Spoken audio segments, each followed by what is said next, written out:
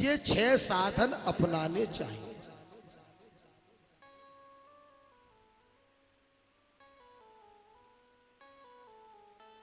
प्रेमियों, पुरुषोत्तम मास के अंतर्गत तीर्थों की परिक्रमा भी अवश्य होनी चाहिए, ऐसा वराह पुराण कहता है। इसीलिए तो गिरिराज जी की परिक्रमा कितनी चलती है, और अधिक मास में तो मथुरा की भी खूब चल रही है। चामुंडा पे जाकर के बैठ जाओ, खूब परिक्रमा चल रही है। उस दिन भाई साहब भी खूब सामग्री बांट रहे थे, चौधरी साहब हमारे बाजार में, तो परिक्रमार्थी लौट लौट के आ रहे थे, मैं देख रहा था।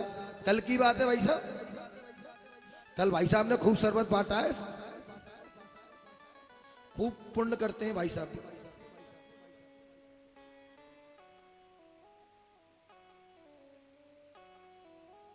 तो प्रदक्षिणा अवश्य होनी चाहिए। वराह पुराण क्या कहता है कि प्रदक्षिणा कृतायेनो सप्तदीपा वसुंधरा, प्रदक्षिणा कृतायेनो मथुरा पान्नम च केशवो, चतुर्शीति क्रोशत्वम मर्यादी रक्ष सर्वता, नमस्ते केशवायैवो नमस्ते केशी नायको।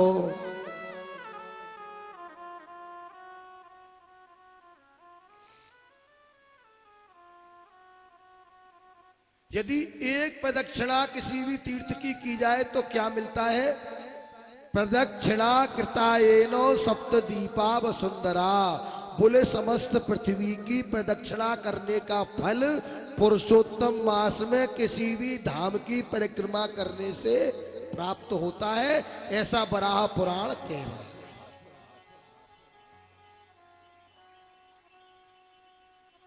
प्रदक्षिणा कृतायेनो मथुरा यान्तिम च केशवो। बोले यदि और एक बात कह देते हैं, बोले यदि किसी की किसी धाम में जाकर के परिक्रमा लगाने की सामर्थ्य नहीं है, बोले भाई पांव से नहीं चला जाता, तो जाकर के मथुरा में भगवान केशव देव की परिक्रमा कर ले, उसको सारे तीर्थों की परिक्रमा करने का फल प्राप्त हो जाएगा। पर यह केवल पुरुषोत्तम मास के लिए अपॉर्चुनिटी है। आप सोचो रोज रोज के लिए तो वो नहीं है। ये सुविधा केवल पुरुषोत्तम मास के लिए दी गई है। ये जो सारी व्यवस्थाएं केवल पुरुषोत्तम मास के लिए।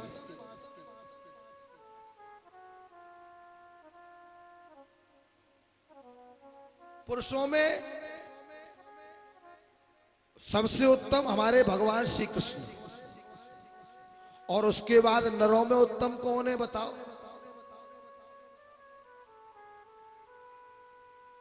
कोई बद्रीनाथ गया है आप लोगों में से? कोई गया है बद्रीनाथ? आप गई हैं, आप भी गई हैं। वहां किसके दर्शन है?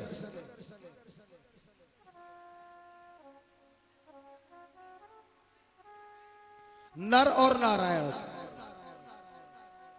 लक्ष्मी नारायण नहीं है, नर और नारायण है वहां पर। नर और नारायण का अर्थ क्या है? वहां पर अर्जुन बैठे हैं और भगवान कृष्ण बैठे हैं। नरों में उत्तम कौन है? अर्जुन। और नरोत्तम तो हमारे भगवान साक्षात श्री कृष्ण।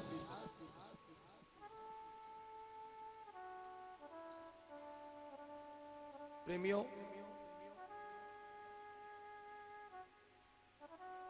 भागवत जी के महात्म के प्रथम अध्याय का प्रथम श्लोक है, सच्चिदानंद रूपाय विश्वोत्पत्त्याद हेतवे तापत्रय विनाशाय श्री कृष्णाय वयं नमो। सच्चिदानंद रूपाय, जो सत्य चित्त और आनंद के स्वरूप है। यो संसार के सबसे बड़े सत्य हैं। हमारे ठाकुर जी और ठाकुर जी की कृपा और ठाकुर जी की माया, ये सब सत्य है। कोई कहे भगवान कहाँ है, तो भगवान कण कण में विद्यमान है। ये जो सत्ता चल रही है वो नारायण की कृपा से ही चल रही है। भागवत में पहला श्लोक आता है, सच्चिदानंद रूपाय, माने सत्य। सत्य माने सत्य।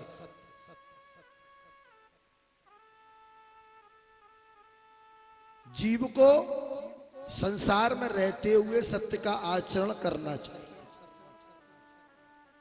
सत्य बोलना चाहिए, सत्य व्यवहार में रखना चाहिए और सत्यता ही व्यापार में रखनी चाहिए।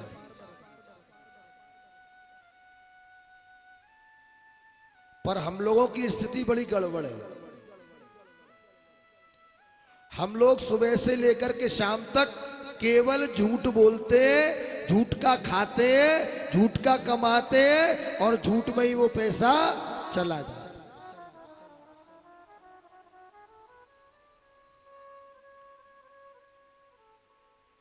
जीव झूठ कब कब बोलता है पता नहीं लगता।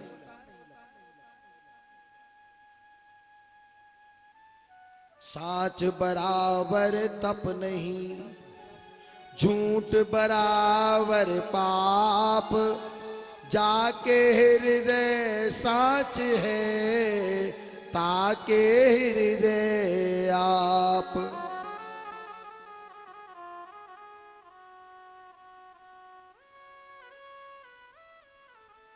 जो लोग सत्य बोल रहे हैं उनको और कोई तप करने की आवश्यकता नहीं है।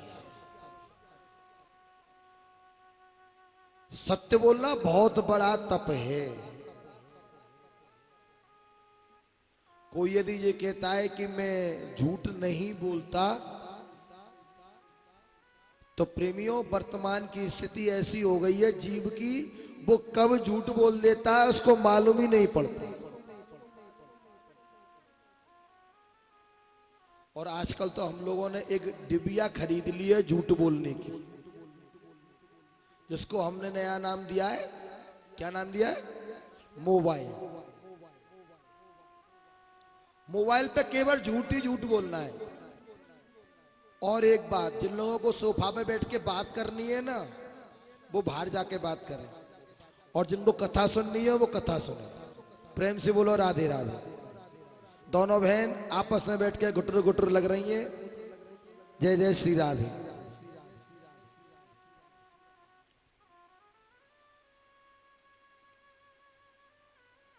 प्रेमियों,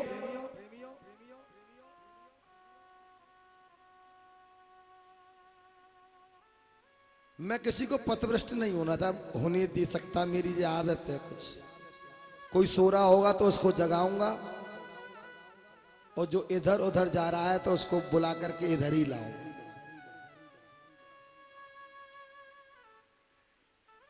प्रथम श्लोक में आया सच्चिदानंद रूपाय, जो सत्य चित्त और आनंद के स्वरूप है।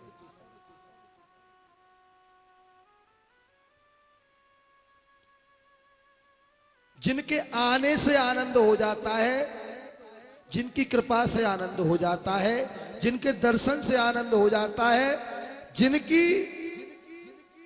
केवल लेश मात्र की किरण से आनंद जीव का हो जाता है, वो है आनंद कंद ब्रचंद, साक्षात श्री कृष्ण चंद्र। सच्चिदानंद रूपाय विश्वोत्पत्त्याद हेतवे, विश्व की उत्पत्ति, पोषण और संहार तीनों के कारण है। ये तीनों क्रियाएं उन्हीं के कारण हो रही है।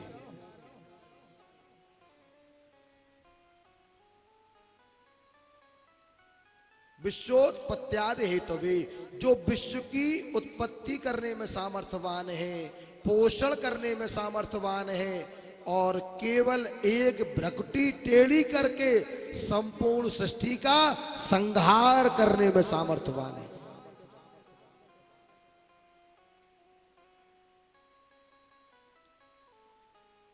उन भगवान श्री हरि के श्री चरणों में हम लोग चल रहे हैं। तापत्रय विनाशाय, तीनों प्रकार के तापों का नाश करने वाले। तीनों प्रकार के ताप कौन कौन से हैं? दैहिक, दैविक और भौतिक। दैहिक ताप,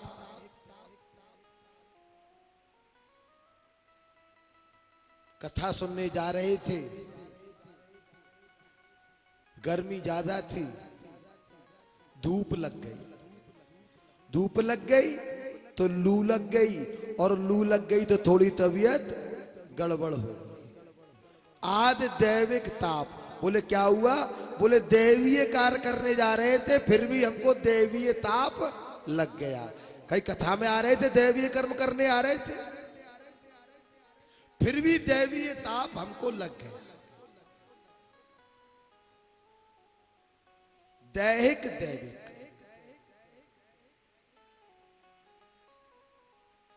भूमि खरीदी, चलने लगे, किसान आ गया, बोले बाबूजी इस भूमि को अधबटाई पर ही दे जाओ, पड़ी रहेगी, सूखी रहेगी, बेकार रहेगी, मैं इस पर खेती कर लूंगा। किसान को अपनी जमीन को ही आध बटाई पर खेती के लिए दे आए। साल भर बाद पहुंचे, बोले भैया कुछ दे दे, तूने खेती कर ली, काट ली। बोले कुछ नहीं किया सेठ जी, खेती तो की, खेती तैयार भी हो गई, लेकिन ओलों की बारिश हो गई, सारी खेती सड़ गई। दैवीय ताप, आकाश से आफत बरसी और उसने खेती का सत्यानाश कर दिया।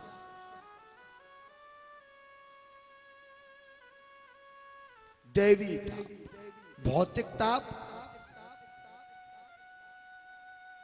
हमने गर्मी शांत करने के लिए एसी कमरे में लगा दिया, एसी लग गया, एसी लगाने के लिए बटन दबाया, हमको करंट लग गया।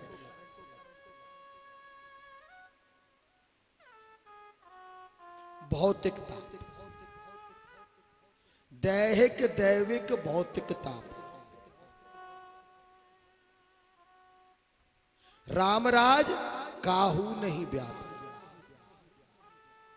गोस्वामी तुलसीदास जी कह रहे हैं अपनी वाणी में, दैहिक, दैविक, भौतिक तापा, दैहिक, दैविक, भौतिक तापा, राम राज का हो नहीं व्यापा, राम राज्य काहू नहीं व्यापा, दैहिक, दैविक, भौतिक तापा, दैहिक, दैविक, भौतिक तापा,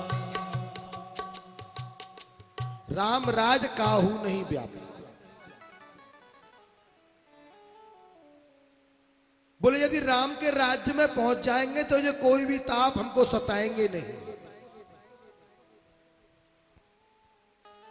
अब राम का राज्य कहां से आए? राम तो अब रहे नहीं, उनके बाद श्याम आए, वो भी चले गए, तो अब राम का राज्य कहां से मिले? बोले राम का राज्य ना मिले तो कोई बात नहीं, पर राम की यदि शरण में भी चले जाओगे तो भी ये तीनों ताप सताएंगे नहीं, पर सच्चे मन से राम की शरण में जाना होगा, राम को अपनाना होगा और राम से कहना होगा कि राम मैं आपकी शरण में आ गया हूं। मेरे तीनों प्रकार के तापों का नाश आपको करना है। सीताराम सीताराम सीताराम कहिए। सीताराम सीताराम सीताराम कहिए। सीताराम सीताराम सीताराम कहिए। सीताराम सीताराम सीताराम कहिए। जाहि विधि राखे राम ताहि विधि रहिए। जाहि विधि राखे राम ताहि विधि रही।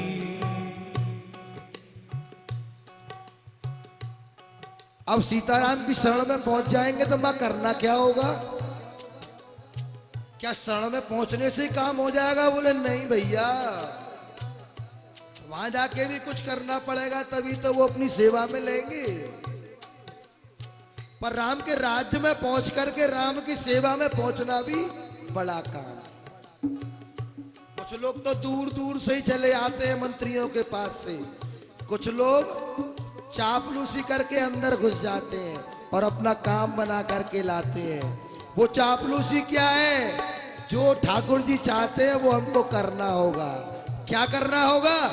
मुख में हो राम नाम, राम सेवा हाथ में। दिल में हो राम नाम, राम सेवा हाथ में। मुख में हो राम नाम, राम सेवा हाथ में। मुख में हो राम नाम, राम सेवा हाथ में। तू अकेला नहीं प्यारे, राम तेरे साथ में। तू अकेला नहीं प्यारे, राम तेरे साथ में। तू अकेला नहीं प्यारे, राम तेरे साथ में। तू अकेला नहीं प्यारे, राम तेरे साथ में। सीताराम सीताराम सीताराम कहिए। सीताराम सीताराम सीताराम कहिए। ताहि विधि राखे राम ताहि विधि रहिए। जाहि विध राखे राम ताहि विध रहिए। ताहि विधि राखे राम ताहि विधि रहिए। जाहि विध राखे राम ताहि विध रहिए। तापत्रय विनाशम, जो तीनों प्रकार के तापों का नाश करने वाले। श्री कृष्णाय वयम नमो। ऐसे भगवान श्री हरि को हम सभी लोग, वयम माने हम सभी, हम अकेले नहीं, आप अकेले नहीं, बोले हम सभी बारंबार प्रणाम करते हैं, प्रणाम करते हैं, प्रणाम करते हैं। प्रेमियों, भागवत जी का महात्मा, ब्रह्म वैवर्त पुराण, स्कंद पुराण, भविष्य पुराण, अनेकानेक पुराणों में भागवत जी के महात्म को बृहद रूप से गाया गया।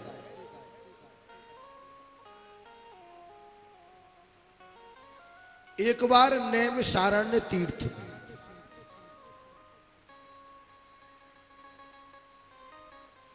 प्रेमियों, जितनी भी कथा हमारे यहां प्रारंभ हुई है वो कहां से प्रारंभ हुई है? नैमिषारण्य से। 88,000 ऋषि अपने गुरुजी को लेकर के बैठ गए। इनके गुरुजी कौन है? श्री सूत जी महाराज। सूत जी महाराज को सुंदर सिंहासन पर विराजमान किया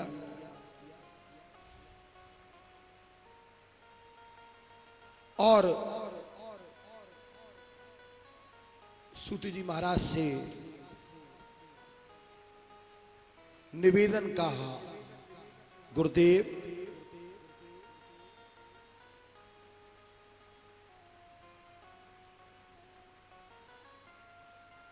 कुछ सुनना चाहते हैं। क्या सुनना चाहते हो गुरुदेव? नैमिषे सूत मासीनो मभिवाद्य महामतिम कथामृत रसास्वादो कुशलो शौनको ब्रवीत।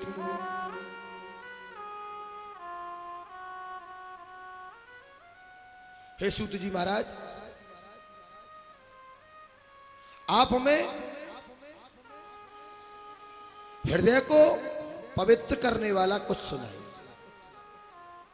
मन की कालीनता मिटाने वाला कुछ सुनाइए और पुण्य की वृद्धि करने वाला सुनाइए।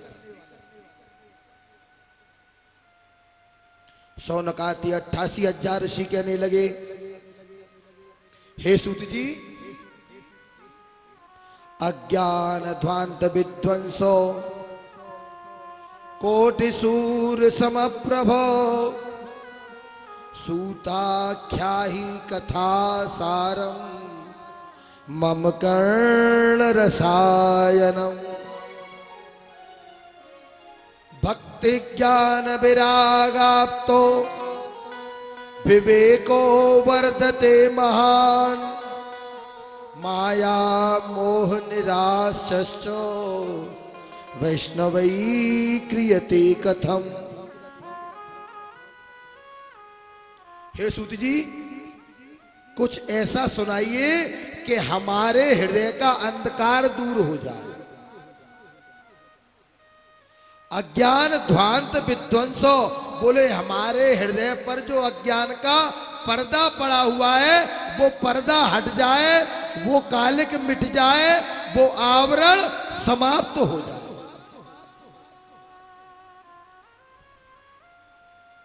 अज्ञान ध्वांत विध्वंस कोटि सूर्य समप्रभ। हे करोड़ों सूर्यों के समान मेरे शौनक गुरुदेव, हम आपसे निवेदन करते हैं सूत जी महाराज, आप कुछ ऐसा सुनाइए जो हमारा हृदय निर्मल हो जाए।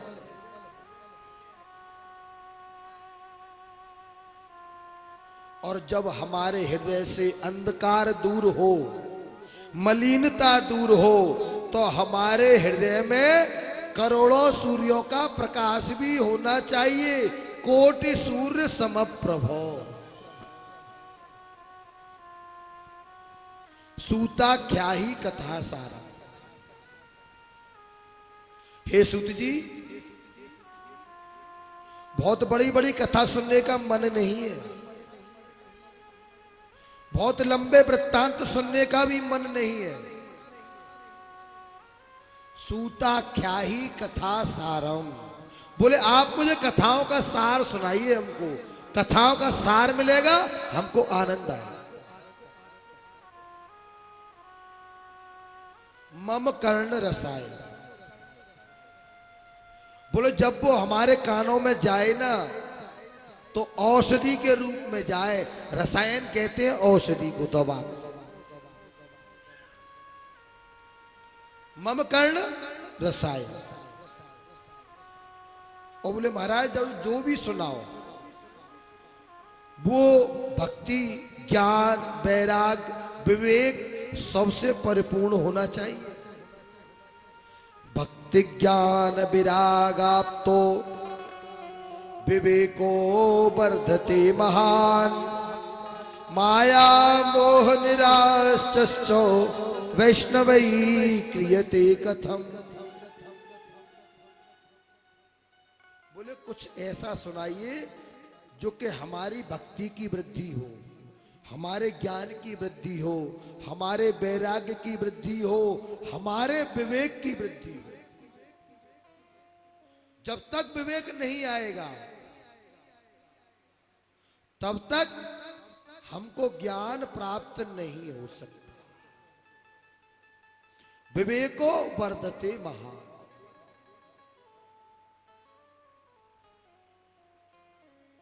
बोले महाराज विवेक भी हमारे अंदर पूरा आना चाहिए। और ऐसा सुनाइए कि माया मोह निराश्चो, बोले जितनी भी ये माया मोह काम क्रोध लोभ मोह मद मत्सर हैं, ये हमसे दूर चले जाए।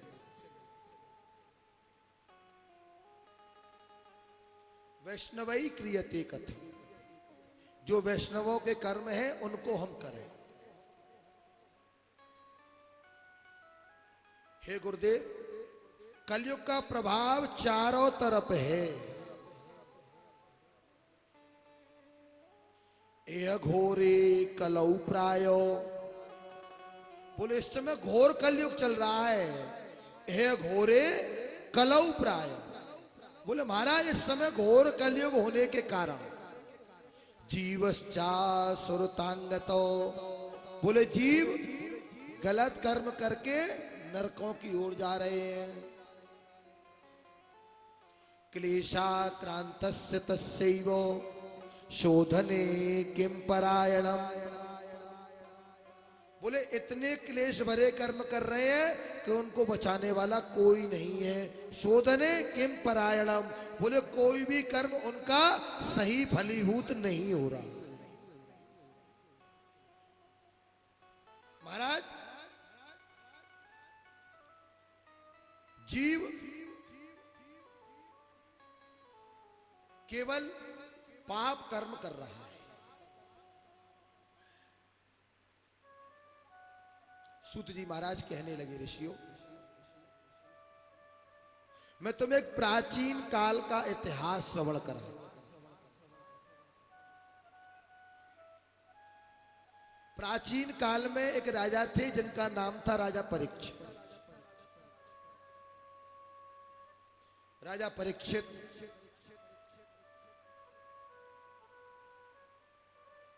श्राप लगने के कारण तक्षक नाग के डसने के भय से घर परिवार को छोड़ करके, राज्य को छोड़ करके, अपने बेटे का राज तिलक करके गंगा के किनारे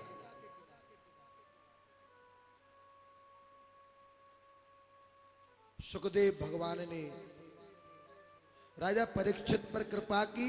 सुखदेव भगवान पधारे और उन्होंने आकर के राजा परीक्षित को आत्मज्ञान दिया, श्रीमद् भागवत का ज्ञान दिया और मोक्ष प्राप्त करा। तो ऋषियों जिस समय सुखदेव भगवान गंगा के किनारे बैठ करके सुखदेव भगवान को ज्ञान दे रहे थे, उसी समय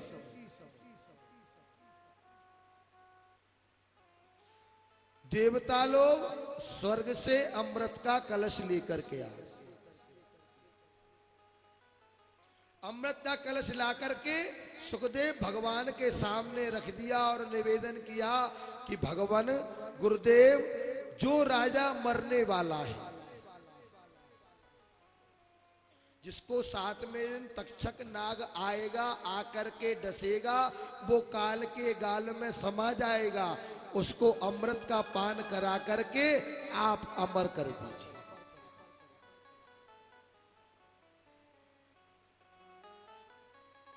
और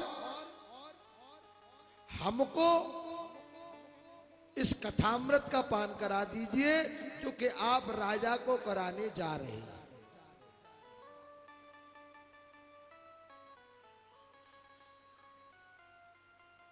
सुखदेव भगवान को हंसी आ, कहने लगे राजन, क्व स्वधा क्व कथा लोके क्व काच्व कौमणिर्महान् ब्रह्मरातो विचार यैवो तदा देवान् जहासहो अवक्तां